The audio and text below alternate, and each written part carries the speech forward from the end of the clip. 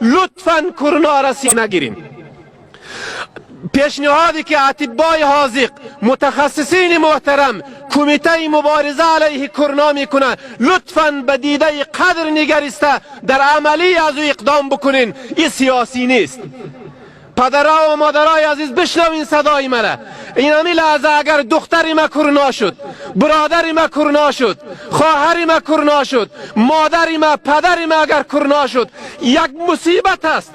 من نمیتونم دعای پدر خود از نزدیک رفته بگیرم، نمیتونم که یک رضایت پدر خود به دست بیارم، نمیتونم از مادر خود دلجویی بکنم، از خواهر خود، از دختر خود. یک مصیبت است. لطفاً این را سیاسی نسازین دوستای نهایت عزیز. این یک مرض است که مسلمان کافر نمیشناسه. اگر بحث اسلامیت است همه بشنوین، بالاتر از 25,000 صحابه بزرگوار به مرض طاعون شهید شدند. همه توصیه های دکترها را در نظر بگیرین. ما فیصله کردیم در تراویح، در 5 وقت جماعت فاصله را باید جدا در نظر گرفته شود.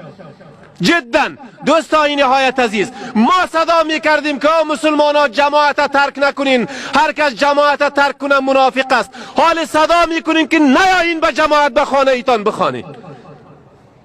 رسول الله می فرمایند فر من الجذام کفرارک من الاسد. شما فرار کنین از مرضهای صعب العلاج و خطرناک مثل که فرار میکنین از شیر.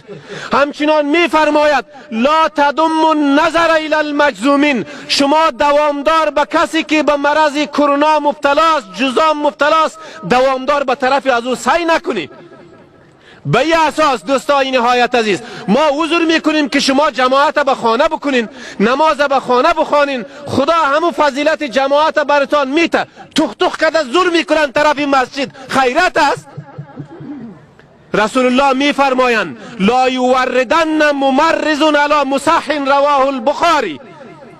یک شخص مریض به داخل سالم گد و ود نشود. شخص مریض باید جدا باشه. بزرگای عزیز، کسی که پیاز استفاده میکنه اجازه دخول به مسجد نیست. پیاز باز کسی که مرض کرونا داره، مصاب به مرض کرونا است، نکنه یک قریه را از بین ببره. به این اساس توصیه های دکترها را در نظر بگیرین، پیشنهاد علما را در نظر بگیرین. بازم در اخیر، امروز هم جنگ است در فاریاب، هم فقر است، هم مواد مخدر است، هم کرونا است. روزی خطرناکترین امتحان است.